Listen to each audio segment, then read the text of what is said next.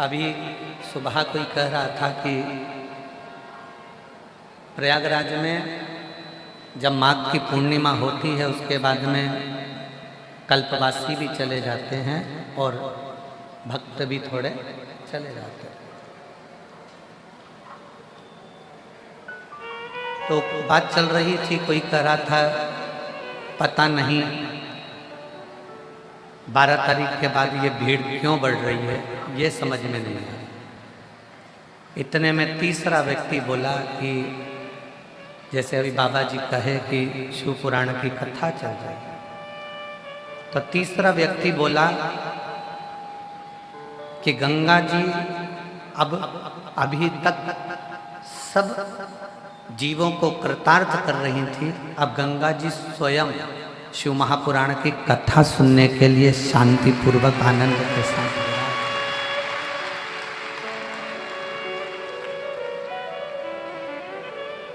ये कथा स्वयं गंगा माँ, यमुना माँ, सरस्वती माँ और मेरे लेटे हुए हनुमान जी और इस प्रयागराज की धरा के लिए।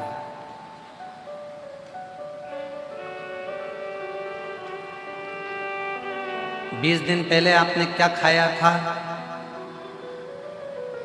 सुबह 11 बजे, आपको मालूम है क्या? जम के बोलो जरा। 1 महीने पहले आपने क्या खाया था? 12 तारीख को शाम को 4 बजे, आपको याद नहीं। सुबह क्या खाया 20 दिन पहले, आपको याद नहीं। 8 दिन पहले क्या खाया, आपको याद नहीं। पर जो भी खाया वो तुम्हारे शरीर में रक्त बना और रक्त बनकर वो तुम्हारे शरीर में चलता रहा। जो खाया वो रक्त बन गया और रक्त बनकर चलता रहा। प्रयागराज में आप कथा श्रवण कर रहे हैं आस्था चैनल के माध्यम से, फेसबुक यूट्यूब के माध्यम से, और इस त्रिवेणी संगम के घाट पर बैठकर कथा सुन रहे हो। भले कथा आपको याद रहे ना रहे, भले शिव महापुराण की कथा आपके स्मरण में रहे ना रहे, पर इतना जरूर याद रखना कि ये प्रयागराज में सुनी हुई शिव पुराण की कथा तुम्हारी जिंदगी में कभी ना कभी काम जरूर आएगी और तुम्हारा कल्याण होगा।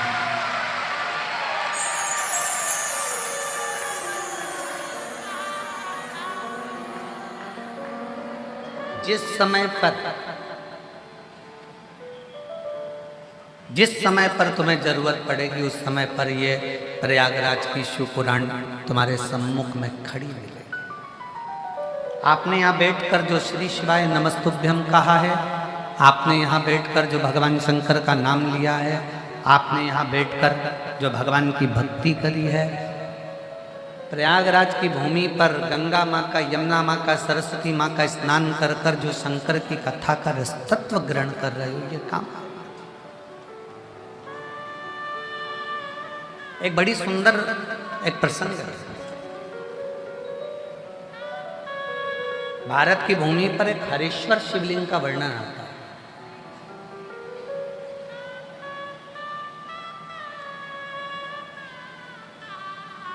भारत की भूमि पर एक ऐसा शिवलिंग, हरीश्वर शिवलिंग, जिसका चरित्र स्कंद पुराण में भी आता है, लिंग पुराण में भी आता है और शिव महापुराण में भी वर्णन आता है। अभी आपको कहा कि ये प्रयागराज की भूमि पर सुनी हुई कथा तुम्हारे एक ना एक दिन काम जरूर आए। एक बार भगवान विष्णु के साथ में भी यही, एक बार भगवान नारायण के साथ में भी यही।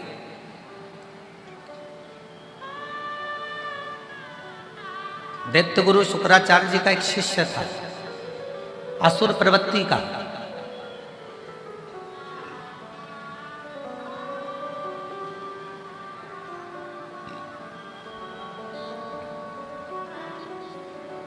और दैत्य गुरु शुक्राचार्य जी का जो शिष्य था असुर प्रवृत्ति का, उसका नाम था श्री दामा।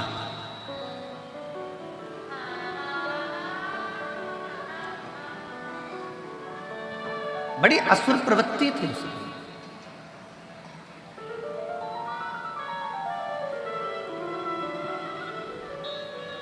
और शुक्राचार्य जी ने उसको ऐसा तप, ऐसा बल दिया,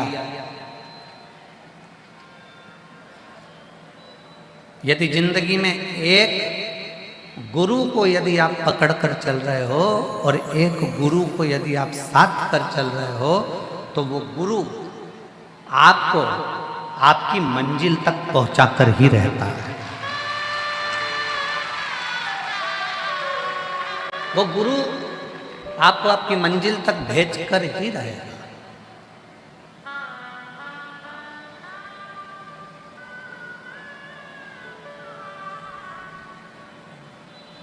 अभी परसों के दिन 12 तारीख को माघी पूर्णिमा के दिन बाबा जी के साथ त्रिवेणी का स्नान करने का सौभाग्य मिला। बाबा जी हाथ पकड़कर डुबकी लगवाई दिए और बड़ा सुंदर सौभाग्य स्नान का मिला। नाव में बैठकर त्रिवेणी तक गए, त्रिवेणी से वापस आए। रात्रि को विचार कर रहे थे कि वो नाव कितने यात्रियों को पार लगा देती है, पर आखिरी में वो नाव पानी में अकेली खड़ी रहती है।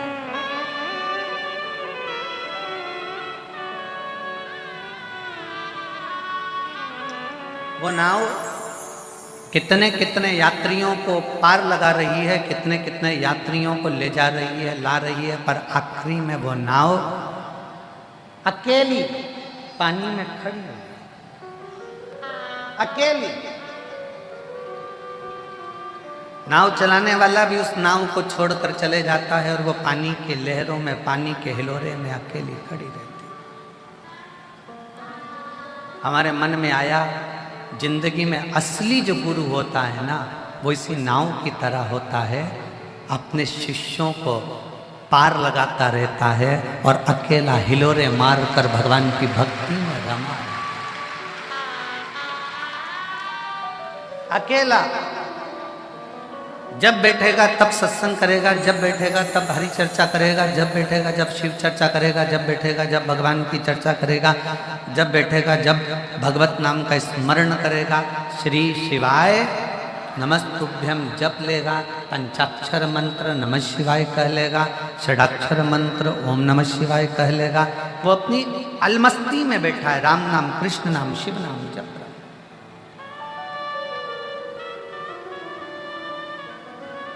असली गुरु का काम यही है, अपने शिष्य को मंजिल तक पहुंचाता है और खुद उस लहरों में, राम नाम, कृष्ण नाम, शिव नाम की लहरों में अकेले लहकर उछलते हैं, उछलते। जितनी नाव यात्रियों के बैठने पर नहीं उछलती, उतनी नाव जब अकेली खड़ी रहती है तो पानी के थोड़े से हिलोरे से उछलती है। गुरु अपने शिष्यों को पार लगा देता है और फिर अकेला, फिर एकांत में, फिर शांति से बैठकर वही राम नाम, कृष्ण नाम, शिव नाम के हिलोरे में लगा रहता है, उसी हिलोरे में, उसी भक्ति में। श्री शिवाय नमस्तुभ्यं, श्री शिवाय नमस्तुभ्यं, श्री शिवाय नमस्तुभ्यं, श्री शिवाय नमस्तुभ्यं। अपने हिलोरे में, अपनी मस्ती में, अपने भजन में डूबे, अपनी भक्ति में डूबे। आपको लगा होगा कि महाराज जी प्रयागराज आए हैं तो बाहर मिलेंगे, घूमते मिलेंगे, पर आप बाबा जी के आश्रम में भी किसी से पूछ सकते हो कि हम अपना कमरा छोड़कर बाहर नहीं निकले। केवल आज बाबा जी को हैप्पी वैलेंटाइन डे कहना था, इसलिए आ गए थे।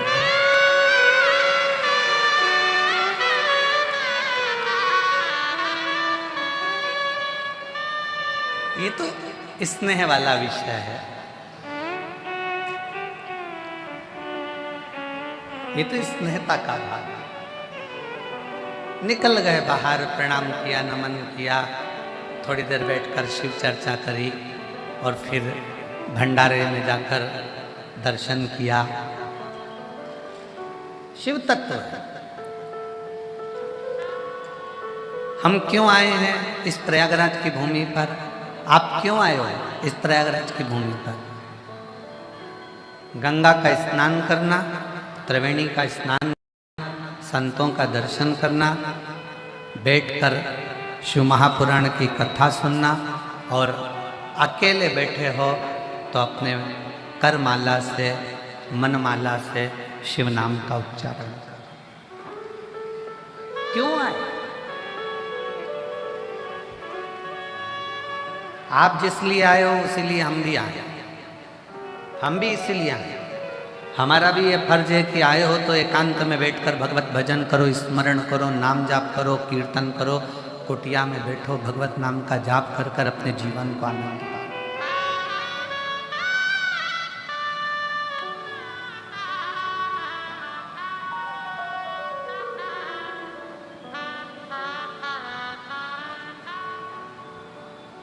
शिव पुराण कहती है,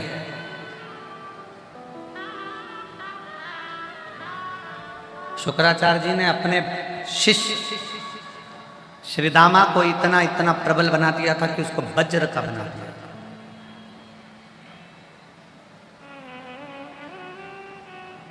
शरीर वज्र का हो गया। एक शिष्य में और एक गुरु में, दोनों में लगनता होना चाहिए। शिष्य भटके ना और गुरु भटकाए ना। शिष्य में और गुरु में दोनों में लगनता होना चाहिए। शिष्य भटके ना और गुरु भटकाए।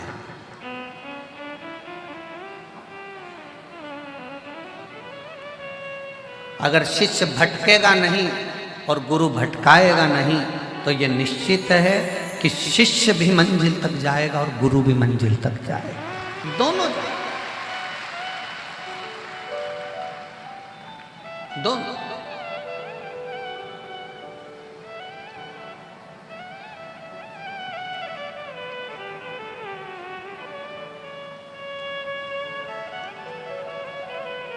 आप शिव महापुराण की कथा को सुनने के लिए आए हो, शंकर भगवान की कथा का रसपान करने के लिए आए हो।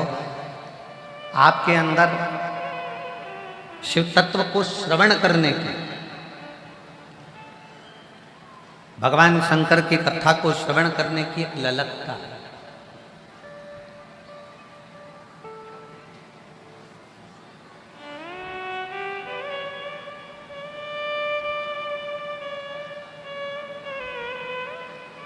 एक ललकता अपने भीतर जागृत होती है।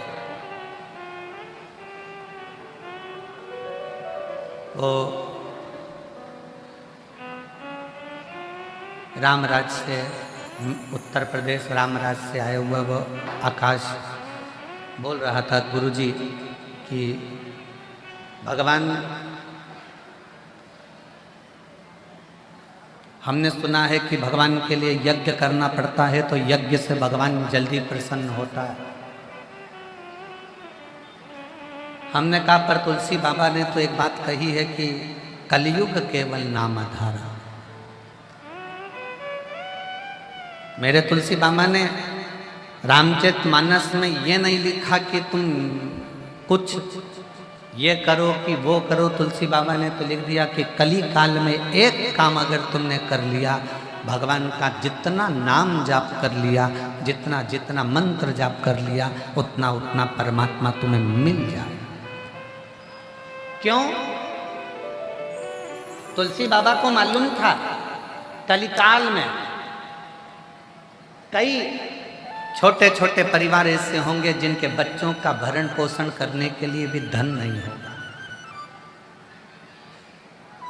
अच्छी पढ़ाई करने के लिए, अच्छे स्कूल में उनको भर्ती करने के लिए उनके पास पैसे भी नहीं होंगे। बीमार पड़ गया तो इलाज करवाने के लिए भी इतना धन उसके पास में नहीं है। जब बच्चों का पेट भरने का धन नहीं है कलिकाल में उसके पास, बच्चों को अच्छी एजुकेशन कराने के लिए उसके पास पैसा नहीं है, अच्छे बड़े हॉस्पिटल में इलाज कराने का उसके पास पैसा नहीं है, तो फिर वो यज्ञ कैसे करेगा, हवन कैसे करेगा,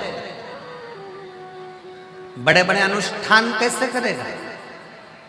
तो तुलसी बाबा ने ये विचार करा कि भले शास्त्र कहते हो कि यज्ञ अनुष्ठान से भगवान प्रसन्न होता है, पर तुलसी बाबा ने अपनी अवधी भाषा में लिख दिया कि कलयुग केवल नाम धारा और सुमर सुमर नर उतरहि पारा।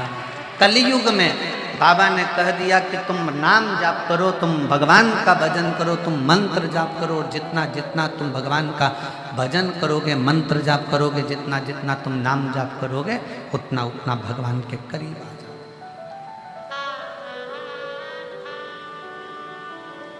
तुम जितना जितना मंत्र जाप कर रहे हो, तुम जितना नाम जाप कर रहे हो, तुम जितना स्मरण कर रहे हो, तुम जितना भजन कर रहे हो, उससे परमात्मा तुम्हारे करीब आ जाए। एक बात बताओ, पार्वती जी ने क्या करा था जो शंकर भगवान पार्वती जी को ब्याह कर ले गए? माता सती ने क्या करा था जो भगवान शंकर सती को ब्याह कर ले गए? माँ उमा ने क्या करा था जो भगवान महेश उमा को ब्याह कर ले गए?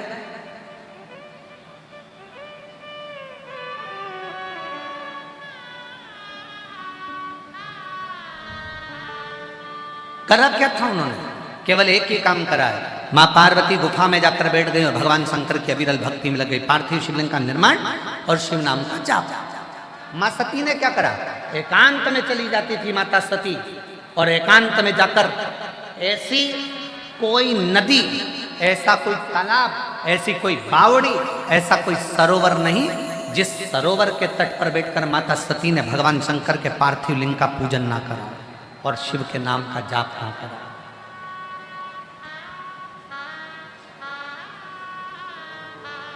और जब दक्ष प्रजापति को मालूम पड़ा कि मेरी बेटी सती शंकर को भज रही है, दक्ष प्रजापति को लगा कि मैं तो अपनी बेटी का विवाह नारायण के साथ करूंगा, इंद्र के साथ करूंगा, जो सर्वश्रेष्ठ देवों में देव हैं उनके साथ में विवाह करूंगा, पर मेरी बेटी तो शंकर को भज रही है, शिव को। मेरी बेटी तो शंकर भगवान को भज रही है। दक्ष प्रजापति ने सभा में घोषणा कर दी, मेरी बेटी का स्वयंवर रखूंगा। सारे देवताओं को निमंत्रण दे दिया, शंकर भगवान के पास कोई निमंत्रण नहीं भेजा गया। शिव जी के पास कोई निमंत्रण नहीं था। प्रसूति ने, माता सती की माता प्रसूति ने हाथ जोड़कर दक्ष प्रजापति से कहा, बेटी का मन है, वो शंकर भगवान से विवाह करना चाहती है, तो तुम इस स्वयंवर में शिव को भी बुलाओ। दक्ष प्रजापति के भीतर अभिमान बहुत आ गया था। और फिर निवेदन करूंगा, ज्ञानी को समझाना सरल है, अज्ञानी को समझाना सरल है, पर अभिमानी को समझाना दुनिया का सबसे कठिन काम। किसी के अंदर ज्ञान है तो आप उसको समझा सकते हो, वो अज्ञानी है तो आप उसको समझा सकते हो, पर अभिमानी व्यक्ति को समझाना बहुत कठिन है। जिसके मस्तक पर अभिमान समाहित हो जाए उसको समझाया नहीं जा सकता। प्रसूति माता ने हाथ जोड़कर दक्ष प्रजापति से निवेदन करा कि ये मेरी बेटी सती शिव जी को प्रेम करती है, वो शिव जी से शादी करना चाहती है, आप शंकर भगवान को भी स्वयंवर में बुलाओ।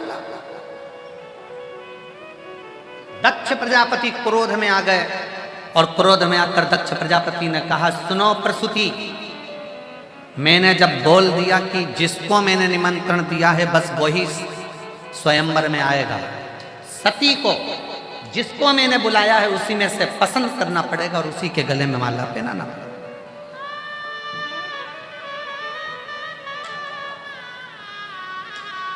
प्रसूति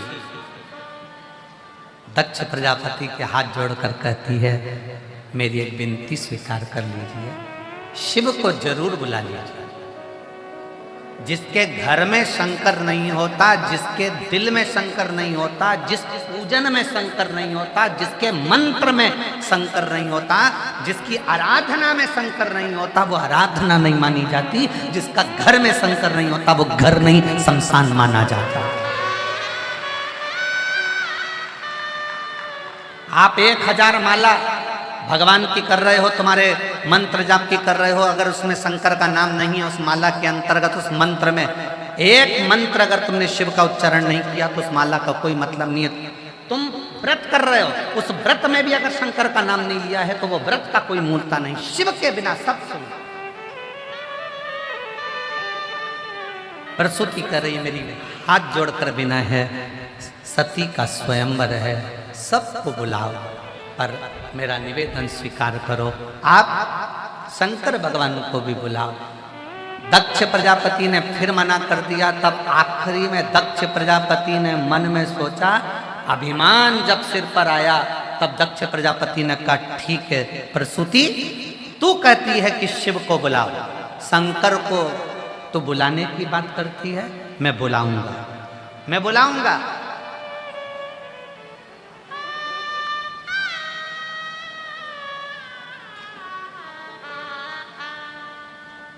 दक्ष प्रजापति ने मूर्तिकार को बुलाया, विश्वकर्मा जी को निमंत्रण दिया।